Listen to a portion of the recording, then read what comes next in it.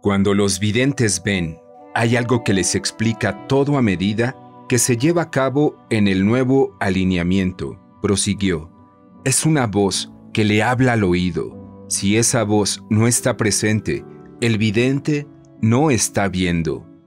Después de una pausa momentánea, siguió explicando que sería igualmente falaz decir que ver es oír, pero que los videntes habían optado por usar la frase «la voz del ver» como norma de un alineamiento fuera de lo común. Dijo que esa voz era algo extremadamente misterioso e inexplicable. Mi conclusión personal es que la voz del ver pertenece solo al hombre, dijo. Quizás ocurre porque el hablar es algo que nadie más hace, además del hombre. Los antiguos videntes creían que era la voz de una entidad de increíble potencia íntimamente relacionada con la humanidad, un protector del hombre. Los nuevos videntes descubrieron que esa entidad, a la que llamaron el molde del hombre, no tiene voz. Para los nuevos videntes, la voz del ver es algo incomprensible. Dicen que es el resplandor del estar consciente de ser, que toca las emanaciones del águila, como un arpista toca el arpa.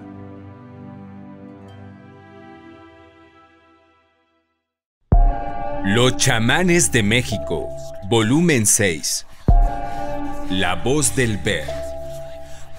Por Jacobo Greenberg, Silverbaum.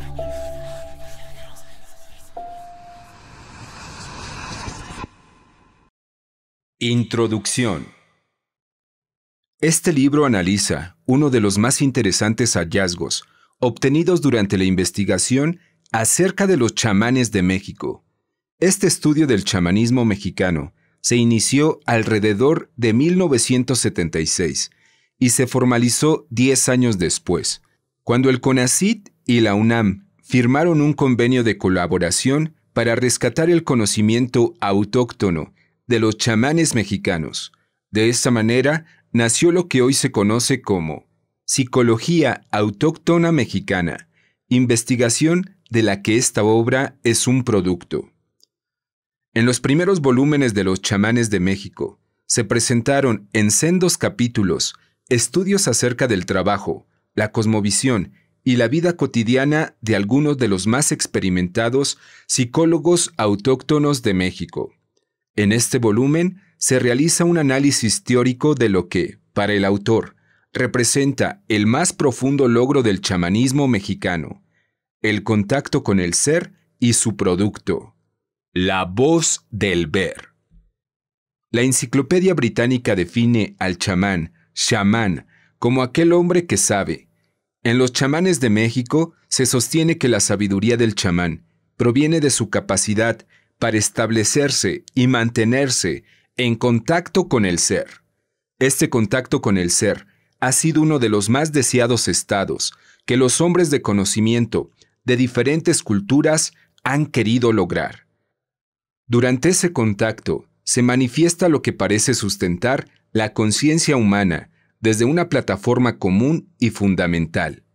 Esta plataforma de sustentación no se encuadra, en realidad, en ningún sitio específico y concreto, sino que, más bien, se localiza en el origen de la psique, en el lugar desde el cual surge cualquier pensamiento, en el silencioso territorio de la mismidad del yo puro.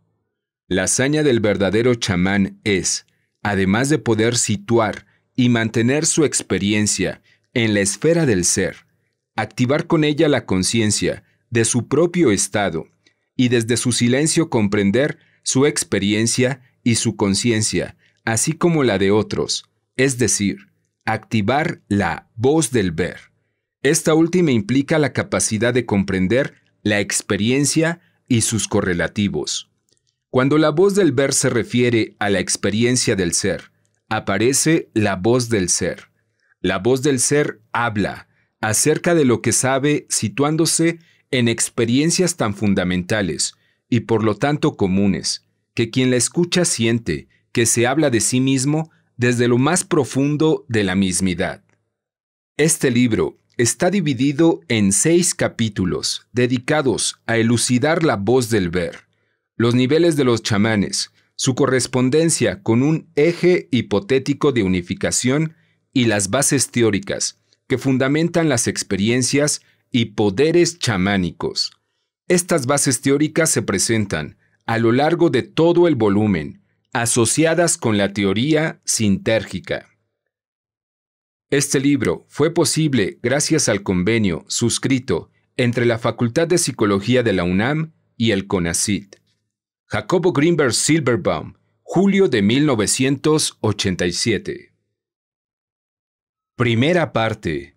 El desarrollo de los chamanes. Hoy te presento el capítulo número 1. Los niveles de los hombres de conocimiento. Hacer cualquier clasificación del conocimiento ha sido una meta apetecible para algunos pensadores y una desagradable, aunque inevitable necesidad para otros, entre los que se encuentra el presente autor.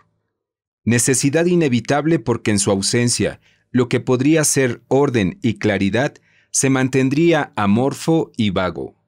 Desagradablemente porque lo más sutil es inclasificable, y para lo que no lo es, ninguna clasificación es totalmente justa y abarcante. De hecho, clasificar es suponer que existen categorías rígidas de la realidad cuando éstas únicamente existen en forma arbitraria en nuestras transformaciones racionales y conceptuales. En el caso del chamanismo, lo anterior debe resguardar al lector de considerar la clasificación que propondré como rígida y absoluta. Después de esta advertencia, me atrevo a considerar, de acuerdo con nuestros estudios, la existencia de por lo menos 5 niveles chamánicos generales, los que podrían clasificarse de la siguiente manera. Nivel denominación. 1. Chamán nahual. 2. Chamán. 3. Psicólogo autóctono. 4. Curandero o médico tradicional. 5. Aprendiz. Dedicaré los siguientes capítulos al análisis de estas categorías generales y mencionaré sus características distintivas fundamentales y el eje cualitativo sobre el cual están colocadas. 1. El chamán nahual. El primer nivel es el del nahual. El chamán nahual es el hombre de conocimiento por excelencia. Es el maestro de maestros, el creador de nuevos linajes o el sucesor y guía de linajes del pasado. El chamán nahual posee el poder y conocimiento que le permiten ejercer un control sobre la materia, sobre la mente o sobre ambas. El chamán nahual posee un control total sobre su propia conciencia y mente. Conoce técnicas que permiten ejercitar y desarrollar ese control. Ejemplos conocidos de chamanes nahuales mexicanos son 1. Doña Pachita de la Ciudad de México. 2. Don Panchito de Yucatán. 3. Don Juan Matus de Sonora. 4. Doña María Sabina de Oaxaca. 2. El chamán. El chamán ocupa el siguiente nivel de desarrollo. Al igual que el chamán nahual, el chamán es un maestro, pero todavía no ha llegado a la perfección del primero. Ocupa un lugar preponderante dentro de un linaje y ha alcanzado un grado de poder suficiente como para controlar su propia mente, así como modificar algunas condiciones del espacio-tiempo. Es capaz de curar enfermedades y generalmente posee grandes conocimientos en medicina tradicional y herbolaria. Ha sido sometido a un entrenamiento riguroso y ha recibido una o varias iniciaciones que le permiten estar en contacto con diferentes niveles de la realidad. Son ejemplos conocidos de chamanes que hemos estudiado. 1. Don Lucio de Morelos. 2. Don Antonio de Chiapas. 3. Don Raxpec de Yucatán. 4. Doña Josefina de Oaxaca. 5. Doña María de Yucatán. 6. Don Juan Chagala de Santiago Tuxtla. 7. Don Mauricio de la Sierra Tarahumara. 3. El psicólogo autóctono. El psicólogo autóctono forma la siguiente categoría o nivel. Se dedica a la labor terapéutica, tanto psicológica como médica. Es experto en diferentes técnicas de curación, pero no necesariamente es un maestro, ni ocupa un lugar de guía dentro de un linaje. A él acude la comunidad, en busca de alivio para sus dolencias físicas, emocionales y psicológicas. Posee un grado considerable de poder, pero es incapaz de modificar la materia ni el espacio-tiempo. También tiene acceso, aunque limitado, a otras realidades de la existencia. Son ejemplos de psicólogos autóctonos que hemos estudiado. 1. Doña Pragedis de Morelos. 2. Doña Licha de Puebla. 3. Don Florencio de Morelos. 4. Doña Sara de Quintana Roo. 5. Don Atanasio de Chihuahua. 4. El curandero. El curandero es el personaje que ejerce una labor terapéutica autóctona, cuyo número, en México, sobrepasa con creces a los demás que hemos considerado en nuestra clasificación. Prácticamente cualquier pueblo y ciudad de la República Mexicana cuenta por lo menos con un curandero. El curandero generalmente es especialista en una sola técnica. Cuando ejerce varias técnicas, una de ellas es su especialidad y la otra se supedita a la primera. Por ello, el curandero es un especialista nato. Este personaje se dedica a curar y sus pacientes saben que pueden acudir a él únicamente cuando su dolencia cae dentro de la especialidad que maneja. Tiene ciertos conocimientos de psicología autóctona y en ocasiones los utiliza, pero sobre todo ejerce su especialidad en forma directa. Entre estas especialidades se encuentran las de huesero, pulsador, hierbero, etc.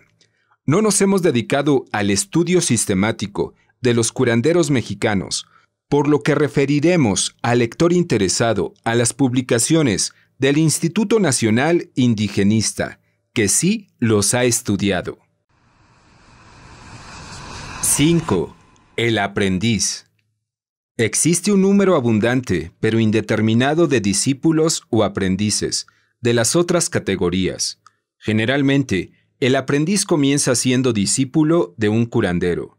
Si su talento lo permite y su constancia y paciencia son adecuadas, puede convertirse en curandero y después en psicólogo autóctono. Para ser chamán es necesario ser elegido desde el nacimiento o en una etapa posterior.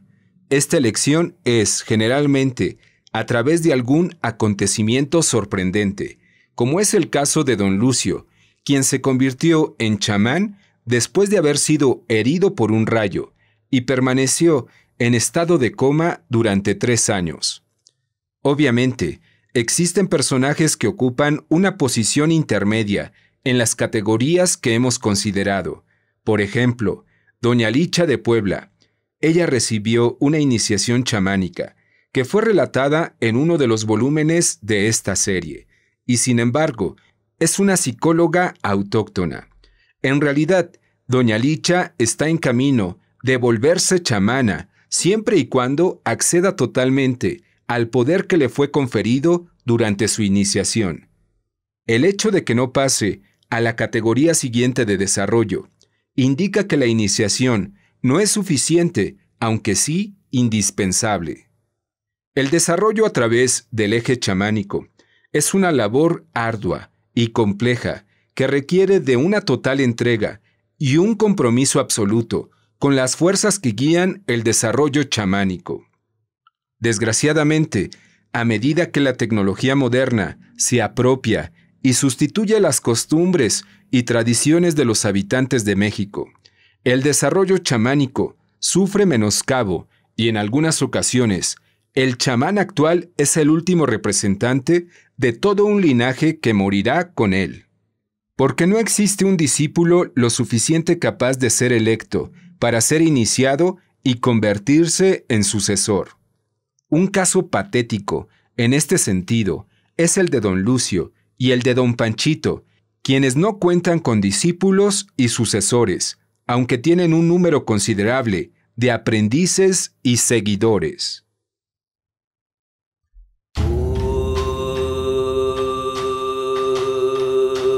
Muchas gracias por tu visita.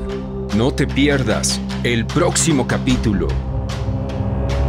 El desarrollo de los niveles de la conciencia.